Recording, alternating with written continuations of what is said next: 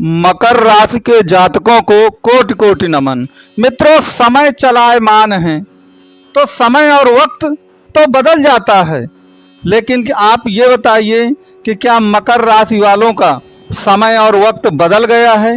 और समय और वक्त बदल जाने के बावजूद भी मकर राशि के लोगों का दिन बिल्कुल नहीं बदले हैं। यदि उनसे पूछा जाए कि समय तो बदल गया है, क्या आपके दिन भी बदल गए हैं मकर राशि वालों के, तो उनका उत्तर 100% होगा कि उनके दिन नहीं बदले हैं। तो आखिरकार वो दिन क्यों नहीं बदले हैं? बताया जा रहा था कि उतरती हुई 7.5 आ गई है, शनि बकरी हो गए हैं, राहु देव महाराज उपचय भाव तृतीय भाव पर आ गए हैं, और आपके गुरुदेव बृहस्पति जो हैं वह पंचम भाव अर्थात वृष राशि में आपके त्रिकोण पे आ गए हैं, लेकिन उसके बावजूद भी आपके दिन नहीं बदले। तो आखिरकार क्या कारण है कि आपके दिन नहीं बदले हैं? तो आज की इस वीडियो में हम यही देखेंगे कि आपके दिन आगे चल कर के कैसे बदल जाएंगे, आप क्या गलती कर रहे हैं, उन गलतियों को कैसे सुधारा जाएगा, उनके लिए रामबाण उपाय क्या होगा, इन सब की चर्चा आज हम इस वीडियो में करेंगे। तो आप वीडियो को अंतिम तक जरूर देखिएगा। अंतिम तक वीडियो देखेंगे निश्चित तौर पर आपको लाभ होगा। अंतिम तक वीडियो जरूर देखें।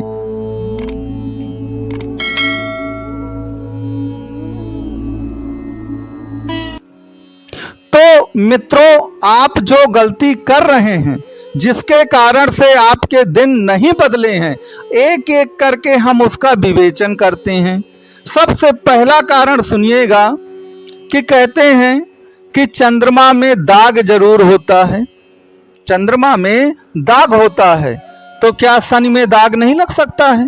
तो याद रखिए, शनि को 2 ही ग्रह ऐसे हैं जो दाग लगाते हैं।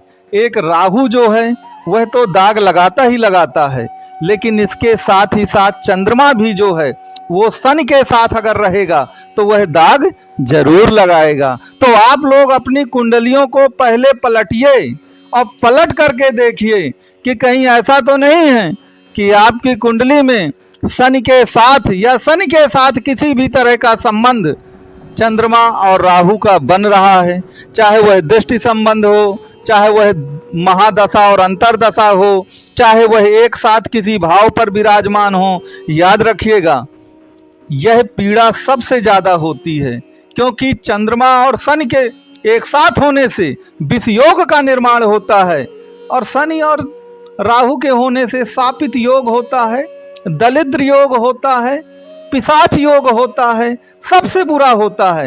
वही कारण है जिसके कारण से दिन नहीं बदलते हैं। तो अब ये आएगा कि महाराज इसका उपचार क्या है? आपने ये तो बता दिया कि इस तरह से इस तरह होता है अगर शनि के साथ राहु और चंद्रमा का किसी भी तरह संबंध है। तो याद रखिएगा कि राहु क्या है?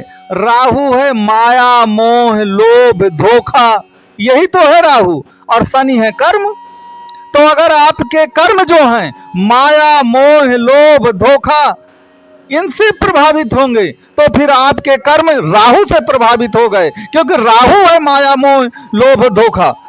तो याद रखिएगा, आपको जो भी कर्म करना है वो माया और मोह के बस में आकर, किसी को धोखा दे करके, लोभ में आके नहीं करना है। अगर आप लोभ में आकर के, माया मोह के बस में आकर के आप कर्म करते हैं तो याद रखिए, शनि बहुत ईमानदारी और ऑनेस्टी का प्रतीक है, वो कभी आपका साथ नहीं देगा राहु के इन गंदे कार्यों में। और फिर क्या होगा?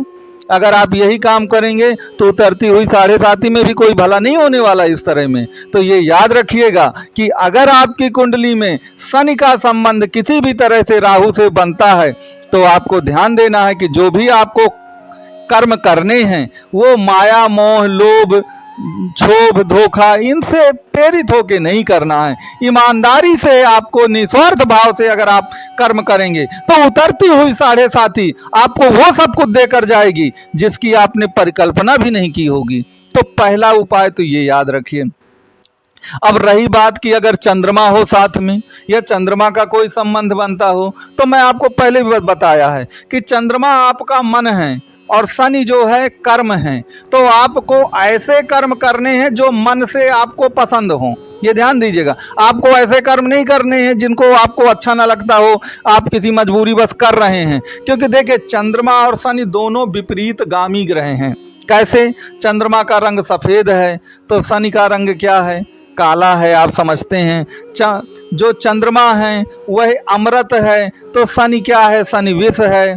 चंद्रमा आपका उजाला है तो शनि क्या है? अंधेरा है। तो स्वभाव बहुत विपरीत है। तो अगर आप अपने स्वभाव के विपरीत जा करके कर्म करना शुरू करते हैं, अपने मन और दिल के विपरीत जाके कर्म करते हैं, तो याद रखिएगा फिर उसमें सफलता नहीं मिलने वाली है। फिर आप उतरती हुई 7.5 को खूब दोष दे लीजिए, लेकिन उस दोष से भी कोई मतलब नहीं है। तो अगर चंद्रमा शनि का कोई कॉम्बिनेशन बनता है तो आपसे निवेदन है कि आप, चंद्रमा आपका मन है ना, शनि कर्म है, तो वो काम करिए जो मन से पसंद हो और मन लगा के आप कर सकें, तभी आपको कुल मिला करके राहत मिलेगी, अन्यथा राहत मिलने में आपको दिक्कत है।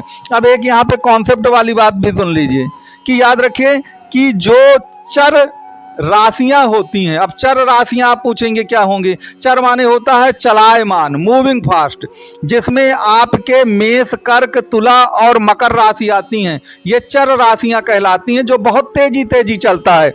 ऐसे लोग जो धैर्यवान नहीं होते हैं, उन्हें हर काम, हर डिसीजन बिना सोचे विचारे बहुत जल्दी जल्दी लेते हैं। मूविंग फास्ट कहते हैं चर राशि को। तो ये जो आपकी राशि है मकर राशि, ये भी चर राशि में आती है, मूविंग फास्ट, बहुत तेजी से चलायमान राशि है। तो बस, और आपको तो मालूम है कि शनि का ये स्वभाव नहीं है कि वो बहुत तेजी से चलता हो, मूविंग फास्ट करता हो। अगर मूविंग फास्ट करेगा तो आप अधैर्य में चले जाएंगे, पेशेंस नहीं रहेगा और फिर आप गलत डिसीजन ले लेंगे। आपने 7.5 के दौरान देखा होगा कि आपने धैर्य नहीं रखा, कोई भी डिसीजन करते समय सोच विचार बहुत नहीं किया। आपने जल्दबाजी में आकर के, बहुत ही हड़बड़ी में कोई निर्णय कर बैठे हैं आप, तो उसका खामियाजा आज तक भुगत रहे हैं आप लोग। तो आपको धैर्य बनाना है, क्योंकि मकर राशि में एक कमी यह है कि यह चर राशि में आती है, चलायमान राशि में आती है, बहुत तेजी से चलायमान राशि है, तो धैर्य नहीं रहता। और जब धैर्य नहीं रहेगा तो आप गलती कर बैठेंगे। तो ये जो कारण मैंने आपको बताया कि समय और वक्त तो बदल गया, लेकिन आपके दिन क्यों नहीं बदले हैं, और भी कारण हैं बहुत सारे। अगर आप उनके बारे में भी जानना चाहते हैं तो नंबर दिया गया है। आप कुंडली का कोई भी कंसल्ट करना चाहें तो ये नंबर आपको दिया गया है।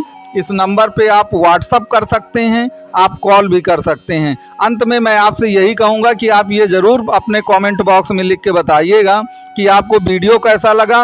और वीडियो यदि आपको अच्छा लगा है तो वीडियो को आप लाइक, शेयर और सब्सक्राइब ज़रूर करें।